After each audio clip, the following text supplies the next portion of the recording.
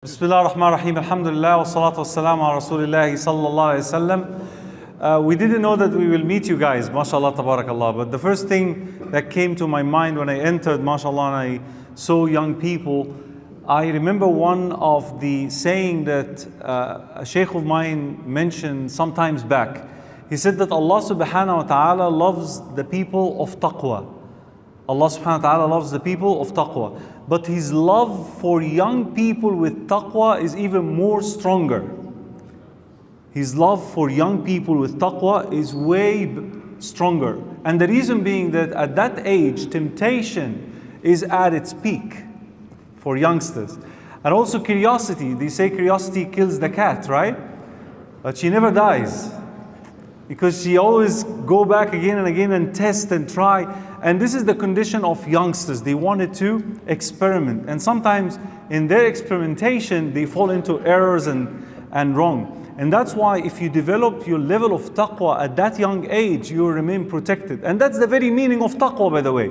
Linguistically speaking, taqwa comes from, waqa, or the protection that Allah subhanahu wa ta'ala wanted us to shield ourselves against anything that may anger Him or make Him, or invite the wrath of Allah subhanahu wa ta'ala and His anger upon us. Taqwa is to create that shield between yourself and anything that may anger Allah subhanahu wa ta'ala. So I advise you, my young brothers, to always develop that level in your heart, to remember the saying of Ali ibn Abi Talib, to fear Allah subhanahu wa ta'ala and His punishment, to always be content with what Allah subhanahu wa ta'ala had given you. Never look at those who have been given more than you, rather look at those who are less fortunate than you. Always remember death, that one day you will leave this dunya and depart. So the more you have these in your mind, inshallah ta'ala, your taqwa level will increase bi'idhnillah. May Allah subhanahu wa ta'ala protect you. And looking forward bi'idhnillah ta'ala in the future, when we visit this masjid, perhaps they will be giving us the reminder, inshallah. Barakallah fiqh. I'll pass the mic to Dr. Salah. Assalamu alaikum wa rahmatullahi wa barakatuh. Alhamdulillah wa salatu wa salamu ala nabihi wa mustafah wa ba'd. It is always a pleasure to visit with the youth, to socialize with them, and actually to learn from them. Now you've become more expertise in many fields than any of us. And you have an advantage that we already passed it. The advantage is, who among you know the hadith in which Nabi sallallahu alayhi wasallam said there will be 7 categories of people on the day of judgment, whom while everybody else will be distressed, experiencing fear and horror, only those 7 categories of people will be sheltered in the shade which Allah will create especially for them. Who knows this hadith? Who can count the 7 categories? Anyone? Bismillah. Well, if you don't know it, it is not a shame, but you can say as many as you can out of them, out of the 7 people. Normally people quote the hadith as 7 people, but they are not 7 people, because 7 means 1 to 7. There are actually much more than that. 7 categories. Like when the Prophet ﷺ says, number 1, Imamun Adil, a just ruler. Only one? There have been many, and there will be many until the day of judgment. So one of those 7, the brother there wants to say the 7 people, right? No, that's fine. You sure? You're doing a good job. Oh, okay. Any of you knows any of the 7? Huh? Thank you so much. This is yours. That's why I say you have the advantage, which we already passed. We're not shabab anymore. We're not youth anymore. So shabun nasha'a fi ibadatillah, and a young man who grew up in the worship of Allah. In the youth, they call it the teenage or adolescence, people tend to, slip off the road, go right, go left, do some bad stuff because they're youth. But a person who recognized his way, which is the shortest cut to heaven, to seek in the pleasure of Allah, is doing his level best during his youth to please the Almighty Allah. When everybody else will be on the day of judgment frightened, sweating, in fear, only those people will be given security. Only those people will be in the shade which Allah will create for them, so that they are untouchable. Why?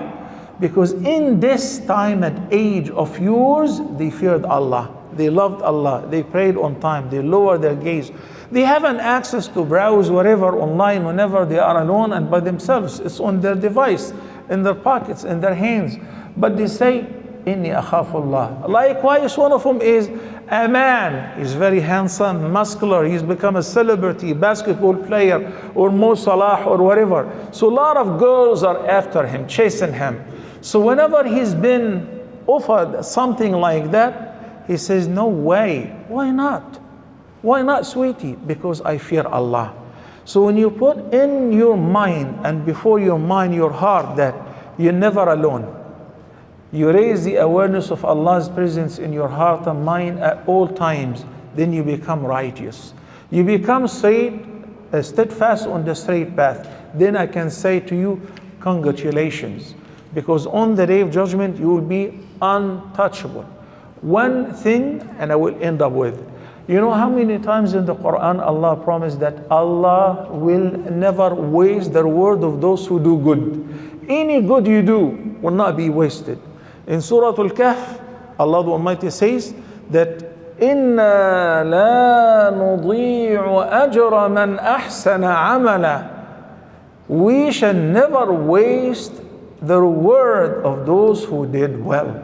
You studied well, you ate well, you exercised well, you abstain yourself from what is forbidden well, you do whatever you do for the sake of Allah, then guaranteed everything either you do or you do not do for the sake of Allah is rewarded for. May the Almighty Allah show us all the right path and keep us steadfast on it, so that we meet Him in a state of piety and righteousness. With my beloved brother and your beloved as well, the youth, the young man, Mufti Menk. Assalamu alaikum, Habibi. Bismillah ar-Rahman ar-Rahim. Alhamdulillah wa salatu wa salamu ala Rasulillahi wa ala alihi wa sahbihi ajma'in. My beloved children, my sons, I'm so happy to see you here today. And I thank Allah for you having been given this beautiful opportunity that very few people have. Yes, indeed. When I was young, I remember my father telling me that what you have, millions of people would like to have that, but they don't have it. So don't waste it. The seat that you are sitting on today, here in Ghana, I'm sure there are 10,000 people for every seat that you are sitting on who want that seat from you. And it's not able, or there is no capacity to give everyone a seat. We wish that there was, but in this world it's limited. So make use of the fact that you have the seat. Don't waste it. If you are wasting it, Allah will ask you, why are you sitting here? There is someone who would have done a better job than you. So the reason I say it is, opportunities, my beloved children, they are given by Allah and He expects you to utilize the opportunity. Many times opportunities only come once, then they don't come again. So I want you to work very hard.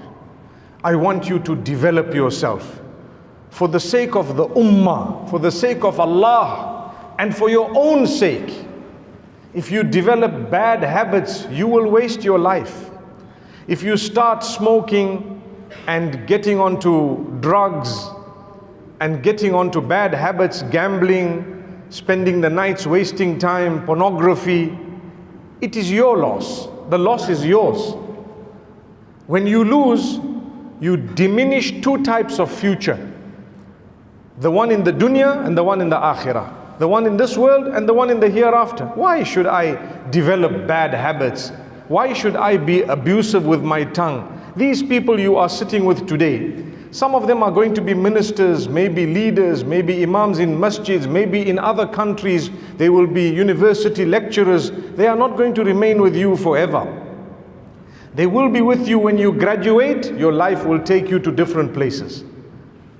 So make sure that you respect each other, because you don't know where the other man is going to be heading. And even if you knew, it does not give you a right to disrespect someone. Honor them. Your days at school, your days at college, those are days of development. Develop yourself.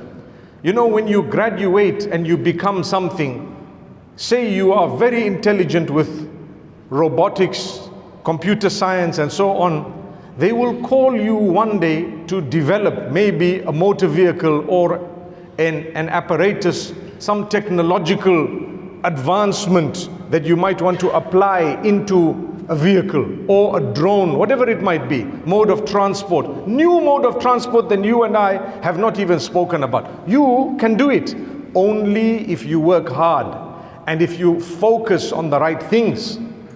If you're going to waste your time, wallahi, you will regret one day. Some will reach the sky, while others would have just wasted their time. I want to give you an example of Abdullah ibn Abbas radiallahu anhuma. When the Prophet sallallahu alaihi wasallam passed away, he was a young boy, maybe 13 years old.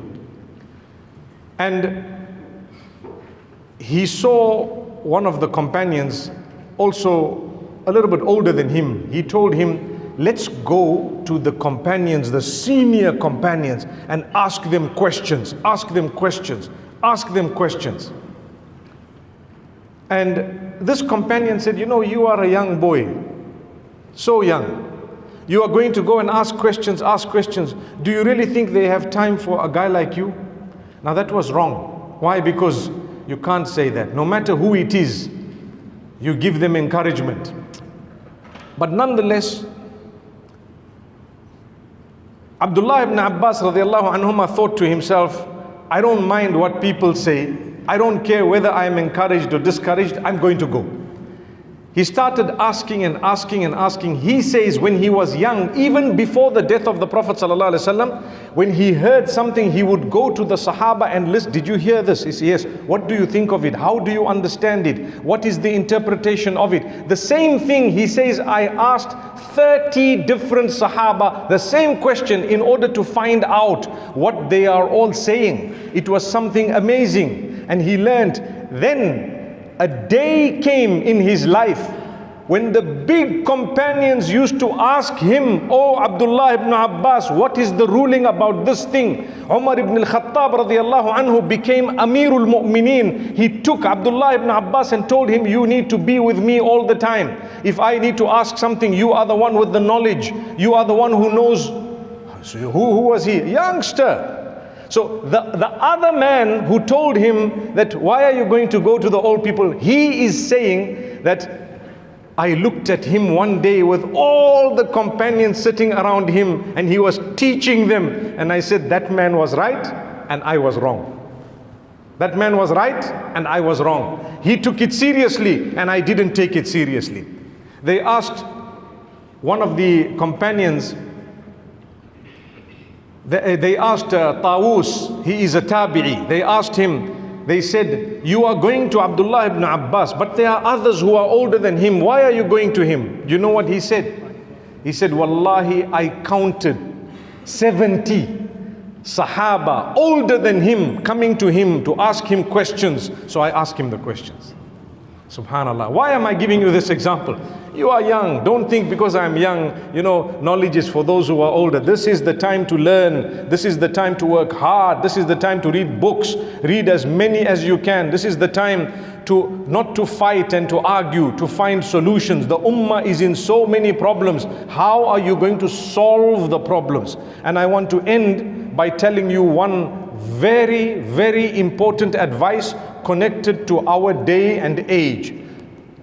My beloved children, don't forget my words. Always be a vehicle of bringing people together. Don't be a vehicle of separating people.